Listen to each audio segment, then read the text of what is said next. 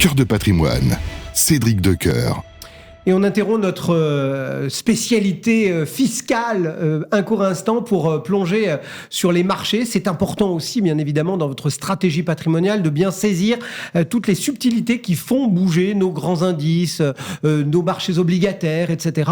Et pour ce faire, c'est Alexandre Baradez qui nous rejoint. Bonjour Alexandre. Bonjour Cédric.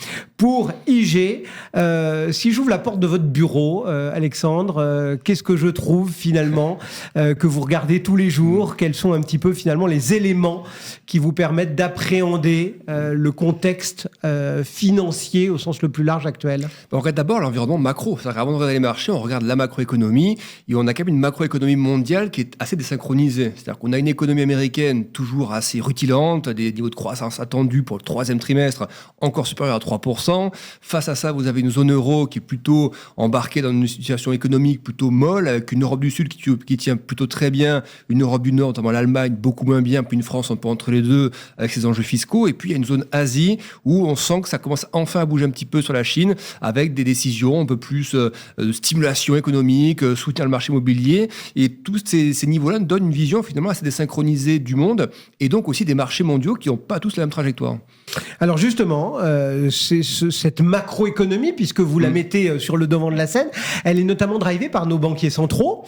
Alors c'est un peu loin maintenant, puisqu'on est déjà, on touche à la fin du mois d'octobre, mais il y a eu ce symposium de Jackson Hole qui est un peu la grand-messe de nos banquiers centraux. Et quand on les a écoutés, ils nous ont dit oui, on est assez satisfait de notre action, mais on n'est pas au bout. Enfin, on les sentait un petit peu, allez, permettez-moi l'expression, le cul entre deux chaises.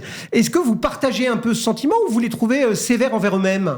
Alors, déjà, le mois d'août, ça remonte finalement. À l'échelle des marchés de la macro, ouais, finalement, c'est déjà assez loin. Parce que quand on regarde pour la zone euro les chiffres d'inflation qu'on a eu en l'espace de 2-3 mois, il y a de sacrés progrès réalisés vers l'objectif. Il y a même des pays qui sont tombés sous les 2% en termes d'inflation. Donc vous êtes plutôt satisfait? Alors pour la BCE, je pense qu'elle peut être satisfaite parce qu'effectivement, elle se rapproche de plus en plus de l'objectif. Alors, attention quand même qu'il faut bien distinguer toujours deux choses. Il y a l'inflation globale qui inclut absolument tout. Et puis, il y a la fameuse inflation sous-jacente, qui est celle que regardent les banquiers centraux, aussi bien faite que BCE, et qui, elle, est hors alimentation et hors énergie. Et c'est vrai qu'on voit qu'en zone euro, l'inflation globale, c'est plus vraiment un problème. L'inflation sous-jacente est toujours plus proche des 3% que des 2%. Ouais. Et donc, on voit bien que pour la zone euro, il y a quand même un impératif. On l'a bien compris dans les messages, la Banque Centrale Européenne, c'est de préserver quand même la croissance à tout prix, de ne pas faire tomber l'économie européenne en récession. Et l'Allemagne est assez mal placée pour ça. Et donc, de s'assurer que la croissance tienne, tout en ayant quand même un œil sur les services où l'inflation persiste un peu. Mais c'est vrai que la Banque Centrale Européenne, selon moi, a quand même beaucoup moins de crainte que la Fed. La Fed, effectivement, elle peut se targuer d'avoir une économie américaine qui est extrêmement résiliente, et c'est vraiment le cas. C'est-à-dire qu'on était tous là à surveiller depuis des trimestres, même des semestres, à quand le landing, le fameux soft landing, ou landing tout court. Et quand on regarde les 3 derniers trimestres de l'économie américaine, ça ne veut pas accélérer, ça ne veut pas atterrir. Et pour autant, et c'est ça qui est incroyable pour la Fed, c'est que l'inflation, elle, a quand même pas mal ralenti, mais l'inflation sous-jacente, cette fameuse inflation sous-jacente, aux États-Unis, vous avez 2 mesures, l'une d'entre elles est encore à 2,7%, et l'autre est à 3,2%. Donc, on est toujours dans une zone où la Fed a pu baisser un peu les taux parce qu'on n'est plus à des niveaux d'inflation sous-jacente à 6 ou 7, mais elle a encore ce fameux dernier kilomètre qui n'est pas encore réalisé. Et si elle est trop accommodante trop tôt, le risque, c'est qu'en fait, l'inflation redémarre un petit peu. Donc, je dirais qu'elle a la grosse vigilance aujourd'hui, c'est du côté de la Fed qu'il faut l'avoir et moins du côté de la BCE par rapport à l'inflation. Et s'il faut regarder d'autant plus les États-Unis, c'est qu'il y a ces aspects macro, conjoncturels, inflation, BCE, réserve fédérale, mais il y a aussi, plus que jamais, l'aspect politique. Enfin, on est à quelques semaines, quelques jours de l'échéance attendue depuis maintenant des mois et des mois de cette élection présidentielle américaine, avec tout ce que ça veut dire aussi pour la Fed. C'est-à-dire qu'elle a agi alors que la tradition voulait qu'elle n'agisse pas à cette période-là. Donc oui, c'est effectivement, elle a tiré en plus un coup assez important, c'est-à-dire 50 points de base pour démarrer un cycle de baisse de taux, même si elle ne dit pas que c'est un cycle, c'en est un quand même, quand on a monté les taux comme ça aussi rapidement, qu'on a fait un plateau haut pendant plusieurs trimestres, c'est bien le début d'un cycle, mais faire 50 points de base, effectivement, l'inflation a fait des progrès pour justifier qu'on baisse un peu les taux, mais est-ce que Jérôme Powell n'a pas voulu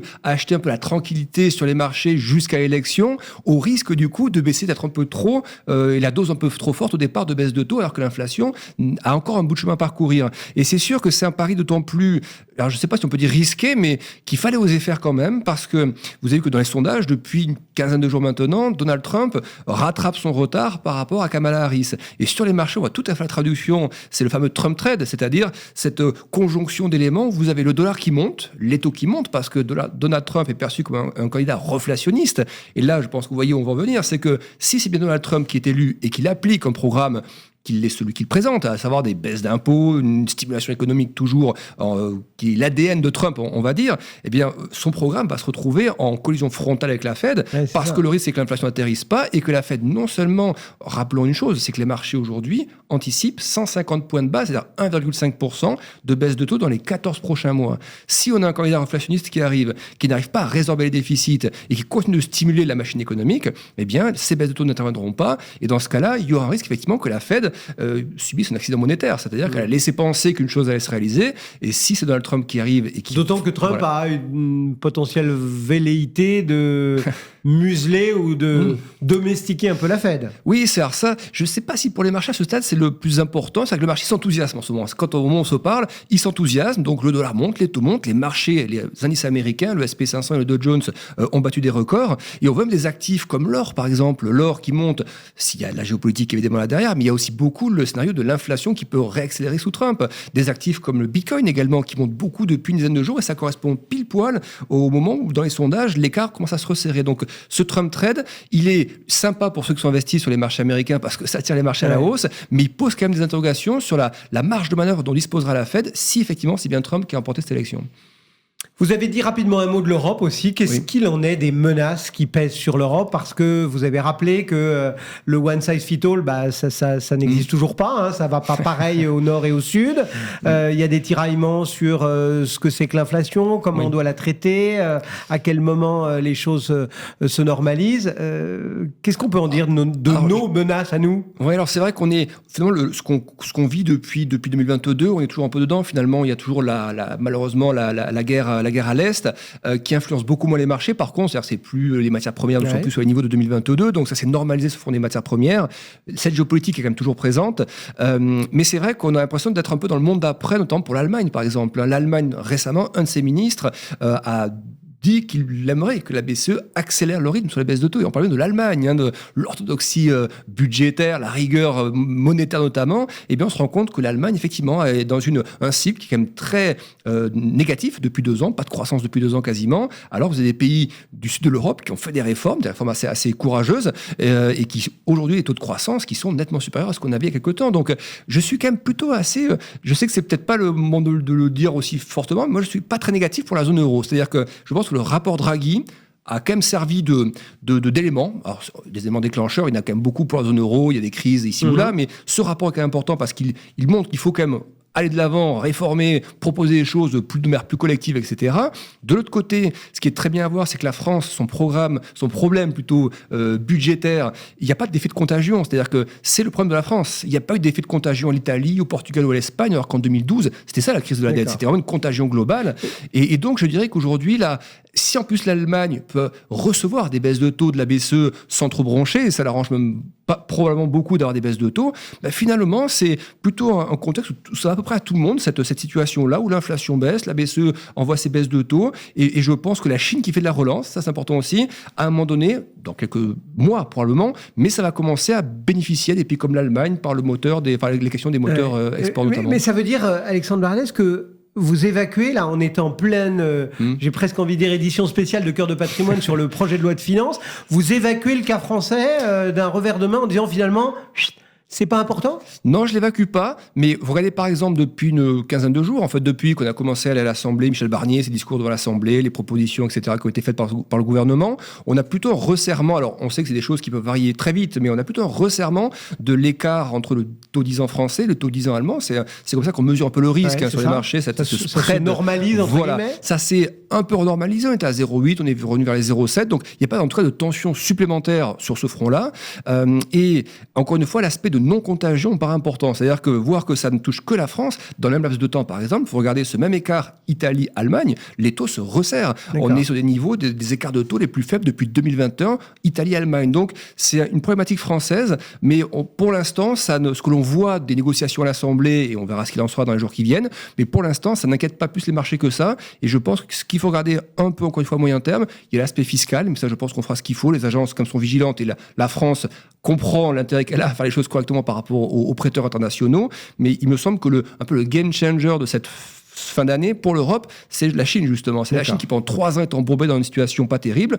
Ça ne veut pas dire que les mesures que la Chine a prises seront tout de suite visibles dans son économie et stimuleront du coup par effet collatéral la zone euro. Mais je pense quand même qu'il y a une prise de conscience en Chine de la difficulté économique, et plus les mesures vont s'accumuler en Chine, plus ça progressivement, ça améliorera aussi la situation de la zone euro et des pays comme la France ou l'Allemagne.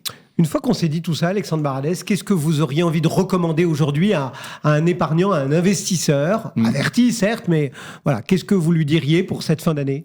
Alors, il y a quelques, j'aime pas le mot pari, mais il y a quelques orientations stratégiques qu'on peut faire. Je pense par exemple que travailler sur le secteur des énergies renouvelables, qu'on va dire un secteur en bourse, j'entends, tout ce qui a été perdu post-Covid, il y a une grosse bulle en fait sur ce secteur, tout ce qui est éolien, etc., énergie renouvelable, les valorisations étaient montées à des niveaux complètement stratosphériques, ouais. Ça a totalement corrigé et ça reste très bas. C'est-à-dire qu'on a beaucoup de secteurs qui avaient corrigé post-bulle 2021-2022. Beaucoup de secteurs ont retrouvé leur niveau record. C'est pas le cas pour les énergies renouvelables. Donc je pense qu'on voit bien que pour la Chine, c'est aussi une priorité. Pour l'Europe, ça reste toujours un engagement fort. Pour les États-Unis aussi. Donc je pense à un secteur qui va retrouver un intérêt dans les mois à venir. Le secteur ensuite, comme je pense quand même qu'on n'est pas parti, je parlais tout à l'heure des marchés américains. Moi, je les trouve un peu cher ces marchés américains. 22 fois les bénéfices anticipés, c'est quand même des normes et des métriques historiques plutôt élevées. Donc il me semble qu'on va plutôt quand même vers un peu plus de volatilité sur les marchés américains dans les mois qui arrivent, peut-être les 1 à 2 trimestres qui arrivent. Et donc, je pense que dans des portefeuilles, mettre par exemple, et notamment en Europe, des valeurs européennes, des télécoms, des utilities, ça, ce sont des secteurs qui ont très bien marché ces derniers mois. Et je pense, dans un environnement qui est toujours un peu mouvant d'un point de vue économique et peut-être un peu budgétaire au niveau US aussi, ça reste des cœurs de portefeuille mais qui performent très bien ces derniers temps. Donc, je vois toujours beaucoup de potentiel pour les télécoms, pas mal de potentiel pour tout ce qui est valeur un peu infrastructure, donc tout ce qui est services aux collectivités ou autres, donc ce qu'on appelle les utilities. Je pense que les banques aussi européennes, toujours, même si c'est un des meilleurs secteurs cette année, les banques européennes, on est sur du 20% quasiment de performance annuelle, je pense que continuer à les jouer à la hausse, ça me paraît pertinent parce que, certes, la BCE baisse ses taux, donc ça comprime un peu les marges bancaires, mais les volumes de crédit vont se redéployer plus fortement, donc ce sera favorable pour l'immobilier et pour les entreprises. Et donc, je pense que la petite compression des marges qu'on pourra avoir par les baisses de taux de la BCE sera compensée par les effets volume. Et donc, je pense que le potentiel est toujours bien présent pour les banques européennes. Et après, si on regarde géographiquement, je préfère par exemple aujourd'hui acheter de l'Europe, mais ça paraît paradoxal de le dire quand on a les perfs économiques, mais l'Europe est moins chère. Il y a pas mal de secteurs qui sont attrayants en Europe, des indices, les indices italiens par exemple, l'Italie on en parlait, qui va mieux, qui parle d'un déficit à moins de 3% d'ici 2026, voilà les indices type FTSE MIB italien, je pense que c'est un très bon coup à jouer dans les 1 à 2 ans qui arrivent et qui plus est derrière. Et ensuite, quelques thèmes, ça a déjà été pas mal joué par les marchés et les spéculateurs aussi, c'est la Chine, voilà, on a des rebonds titanesque, de 40-50% de certains indices chinois, c'est bien retombé depuis. Donc je pense que jouer ce second rideau de hausse peut être intéressant, justement comme les marchés sont retombés, continuer à jouer le côté, non pas bazooka de la Chine, il n'y aura pas de bazooka je pense, mais cette accumulation de mesures. On voit que c'est une espèce de rouleau compresseur où on empile les mesures comme ça, et à un moment donné, il y aura suffisamment de mesures, et puis les indices chinois se stabiliseront. Donc je pense que la Chine, jouer un peu la Chine, encore une fois, ça reste un pari toujours risqué, bien sûr. Mais en mettre un peu dans ses portefeuilles me paraît opportun, et tout ce qui est le thème émergent globalement me paraît toujours opportun. Alexandre Baradez, pour IG, vous donner ces quelques conseils éclairés. Merci d'être passé plaisir dans Cœur de Patrimoine. Et tout de suite, on reste au contact de votre épargne, de votre patrimoine. Et oui, on parle fiscalité. Cœur de Patrimoine, Cédric Decoeur.